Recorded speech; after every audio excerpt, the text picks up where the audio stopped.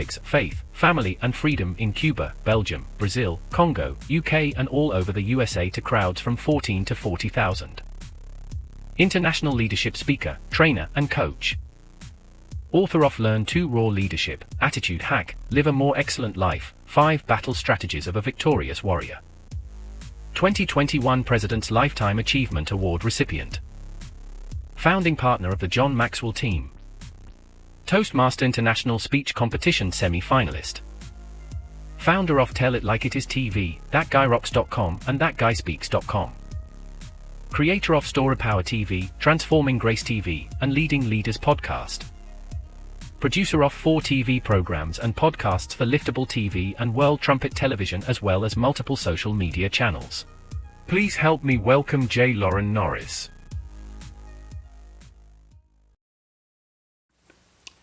I remember seeing a t-shirt in the mall that says, "I see your lips moving, but all I hear is blah, blah, blah, blah, blah." It was being worn by a teenager. Huge surprise. I also have a shirt of my own that was given to me by my siblings that says, "Help, I'm talking and I can't shut up." I'm not the only one who likes to talk, actually enjoys talking in front of a crowd. I love to see people's faces light up when I share a new idea. I love to see the wheels turning when I share something with them they hadn't pondered before. I love to say things that cause people to ask questions because they've never really thought about it like that before. I get a kick out of that. It's what I'm made for. But I know there are a lot of people who talk just because they want to talk, and they don't really have anything to say, and honestly, they couldn't care less how the audience responds to it. They just have to get something off their chest. I say it like this. There are a lot of people who have something genuine to say. And then there are those people who, well, they just have to say something. That's what I want to talk about today on Leading Leaders. Subscribe now for our extensive video library of leadership lessons promoting faith, family, and freedom. I'm J. Loren Norris with Leading Leaders Podcast, and John Maxwell says it like this: everyone communicates, but few connect. And what he really means by that is anyone can just make noise and blah, blah, blah, blah, blah, because I see your lips moving. Some would say if you see their lips moving, they're probably lying. And in some cases, there's a lot of truth to that. Generally, politicians fall into that category. If they're saying something, you better be questioning the motive behind it. You better be asking, what are they really saying? Because what they're actually saying and what they're really saying are two totally different things. One might be their agenda, their narrative, and the other is kind of the means to get there. But here's what I know after more than 20 years of studying leadership and communication skills. Gosh, I keep saying 20. It's actually pushing 30 years now. I'm getting really old. But after 30 years of studying communication and leadership skills, here's what I know. Every day, there's more data and more information in the world to be consumed. Every day, and here's just a little aside of truthful data facts. There's a algorithm apparently that I'm trapped in right now in the social media because it happens on YouTube and on Facebook. And maybe it's the ads that they're running. Maybe it's because I've watched several of the videos all the way through, and so I'm now kind of stuck in this rabbit hole. But in this rabbit hole, there are these side hustles. How you can make $1,000 a day. How you can make $5,000 in a month. How you can make an extra $30,000 a month in the comfort of your home. And many of them are as simple as connecting the products on one website with your consumer base, with your friends, your connections, your social media. You can open an Amazon store. You can side hustle that way. You can write articles for some people and side hustle that way. There's tons of ways using the data of social media and the information that's already out there and the products and services somebody else is creating. You don't have to make anything. You don't have to buy anything to make anything. You don't have to buy anything that's already been made and store it so that you can sell it. You just connect the idea of buying that with someone that you know, and poof, money shows up in your account. Isn't that magical? It's amazing. But one of the ones that I watched yesterday was a guy who said, XYZ company will pay you up to $1,000 to write a 9,000 word essay in reply to some of the things that they want. Now, their purpose is they want you to write these articles for the purpose of creating greater SEO for their website. And so just write an article about something that is filled with the words that will create SEO traffic to their website, and they will pay you up to $1,000 for that. That's pretty easy, right? 9,000 words. How long does it take to come up with 9,000 words? He said, don't worry about how long it takes to come up with 9,000 words. And he gives another website that is an AI site that if you simply ask it to write a 9,000 word essay, you can go make a cup of coffee while it writes a 9,000 word essay and then submit that as your own and collect $1,000. Okay. It doesn't take a 9-year-old very long to figure out that if company A will pay $1,000 for 100 different people to write 9,000 word essays, and company B provides a website where an AI, artificial intelligence, will write that 9,000 word essay for you for free, then company A could save $100,000 by simply using the AI site themselves. And now you have revealed yourself as a data wizard who is unemployed. The point I'm making with all of that is we live in a world with an abundance of data, an abundance of information, and some artificial intelligence. And some intelligence that is artificially assessed to be intelligence. Maybe it's not even intelligence. It's hard to say. But I know this to be a fact. The ability to express your intellect, your artificial intelligence, the ability to express your ideas requires first understanding that who you're communicating with are people. You can't just throw data out there like you would with the AI and expect it to come back with some type of intelligent return to your dribble. No, you've got to have something that is connecting to the human nature of the human. Connecting is about two people or one person to many people connecting with the humanness of the audience. If you want to see some fascinating relationship of transferring data without actually connecting, watch Anthony Robbins, phenomenal communicator, phenomenal connector, has been shaping minds and souls of humans for a couple of decades now as he talks with the AI robot, Sophie. Search it on YouTube. Fascinating conversation. An intelligent human conversing with artificial intelligence. It's fascinating to watch. Maybe you've heard of the experiment where Siri and Alexa were left alone in a room to see how long before they ran out of answers for each other having a conversation. Also a very fascinating video to watch and study to pursue to see how far artificial intelligence goes before it believes it is superior to human intelligence. Everyone communicates. Few connect. That's a profound statement. Leaders understand that the reason that so few connect is because in order to connect, it requires first understanding people, understanding human nature. How are they wired? What do they think? How do their beliefs, their opinions, their experiences play into the data that they're hearing and how they process it emotionally and logically? You may have heard of Aristotle's triangle of persuasion, the ethos and pathos and logos of communication. That ethos, some would boil down to say ethics, but it's really more than that. So the logos, some would say, well, it's logic, but it's more than that. And the pathos, the connection with the heart, it's more than just a pathological connection. It's deep into the soul of a person. In fact, the pathos, the ethos, and the logos represent the mind, the will, and the emotions, which, well, that would be the soul of a human. If you're conversing with AI, though, is there really a mind and a will and emotions? Well, no. In fact, one of the biggest negative statements made about AI right now is that it doesn't have the ability to empathize.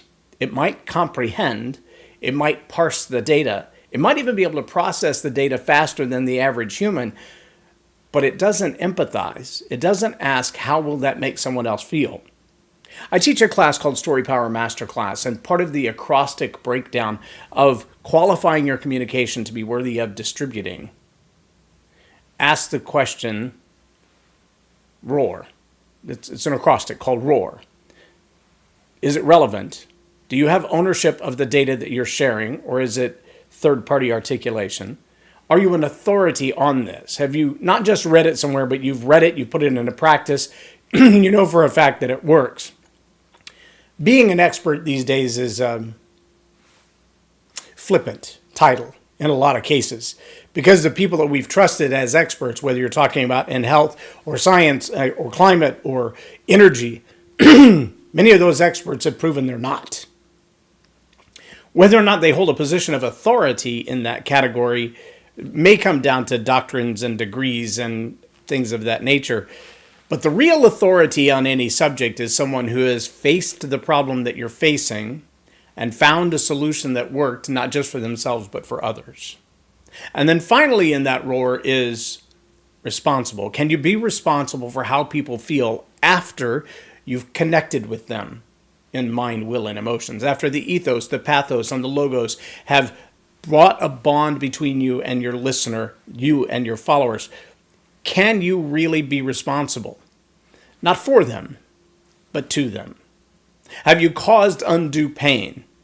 Have you tapped into their sympathies and their empathies for the purpose of manipulation? Or are you responsible still for how what you said, what you've done, made them feel on the backside? And see, that's a level of communication connection that goes way beyond a transference of data. Leaders understand that in order to convey an idea, a narrative like a vision statement or a branding statement or a mission statement, HR policies internally, these are all narratives. But in order to transfer those narratives from the black and white piece of paper that says this is the policy, this is the vision statement, everything we do orients to that, and all of our executables come from that. But to be able to take that story and transfer it into the hearts of people who say, I'm on board. Not just because I'm an employee and I don't have a choice, but I'm on board because my heart lights up when I hear your vision statement. When you talk about what this organization is about and the impact that will have in the world, I feel alive again. I feel like I want to be part of something bigger than myself, and that's the something I want to be a part of. Leaders who don't just communicate, but genuinely connect, move people in that way. Not out of manipulation, but out of genuine persuasion. They cause people to change the direction of their thinking, to reevaluate the course that they've been on and ask, could I be better at what I do? Could I genuinely make a difference in the world? And is this a project or an organization that if I attach my effort to, will see that transformation in the world? And I will be a part of something bigger than myself. When all of those things come together, and the truth of that impact is relevant, and you have ownership, and you've demonstrated the authority, and you're responsible for how people who participate with you are going to feel in the end. Again, not responsible for them, but responsible to them. When you've seen all those things come together, you have a greater opportunity to connect with them than at any other time. But that connection requires first understanding people. What makes them tick? What moves them emotionally? What is it they deeply care about? Now, you might find as a leader of a team that on your team there are different people, you ready for this, who have different motivations. Yeah, true story. Some are motivated by simply the amount of money that shows up in their paycheck every month. Others are motivated by the amount of impact they're going to make around the world and the number of lives that will be transformed. Others are motivated by the actual mission statement of the organization. We live for the purpose of X. We exist because X. We're in this world to make this change. And it's that alone that sparks something in them that says, yes, I want to be a part of that, regardless of how much the paycheck is. Now, there are also those that when you connect with them, it's on a purely logical basis because, well, that's the way they're wired. That's the way their brain works. And if you spend all your time connecting emotionally with them, you will lose them. Because, yeah, they want to know that you're responsible, and they want to know that you can emote and that you can feel and that you have a concern for their feelings. But more than that, they want to know that you have the authority to talk about what we're talking about. Not a labeled expert, but a genuine experiential expert. You've done your homework. You know where you're coming from. And you know where this solution is going to lead. The number of people who want to lead from the front of the room, whether it's on the platform or it's as the CEO or the team lead or just a supervisor, but they have no compassion for the rest of the team, no understanding of the differences of the people and what makes them tick. Those are people who might be great communicators, but they're not great connectors. They're not worried about the humanity, the humanness of the individuals on their team. They're more concerned about, did I share my ideas? These are the kind of people that walk to the front of a room and they have the same story on the tip of their tongue, the same message on the tip of their tongue, the same programmed outline, speech, and delivery in front of every audience. They're not asking, are there different people in this audience that might need to hear a little different twist on that? Maybe I'll start the story at a different point. Maybe I'll emphasize different relationships through the course of the story. Maybe, in fact, even in the structure of my speech, I'll swap out some anecdotes so they better connect with the people in the audience. I won't just tell exactly the same thing that I've told every time. Good leaders understand the difference between communicating and connecting. And they realize that if you're going to lead people, you first have to understand that connecting starts with realizing they're real people. You've got to recognize their humanity. Ethos, pathos, logos. You've got to connect with the heart and with the head, with the emotions, with what drives them, with what motivates them, and all of that starts with understanding people. It's great that you've taken time to learn to speak, how to breathe, where to pause, how to build the truncated parts of your speech, how to repeat certain things, where the persuasion looks and feels like you're moving someone along like a train track and they're moving in the momentum, and all of that is awesome. But if you haven't studied people enough to know how to connect with the people you're communicating to, you're not communicating with them, you're talking at them. And those things are different. Now, if you feel like maybe that's something I could gain just a little bit of ground on, I could actually learn something about that, then check out Story Power Masterclass. We've got a couple of seats left for this Saturday. The next one will be on February the 18th. Love to have you join us. Go to the website, check it out, see which class best suits you. StoryPowerMasterclass.com. But don't think for a moment as a leader that people are being moved to join your objectives just because you've delivered data to them. No amount of data persuades people to do that. Connecting with them as humans is what does that. And you can only do that if you first learn to understand people. Take the time to do that before you try to communicate new ideas. I'm Loren Norris with Leading Leaders Podcast for Tell It Like It Is TV. Have a blessed day.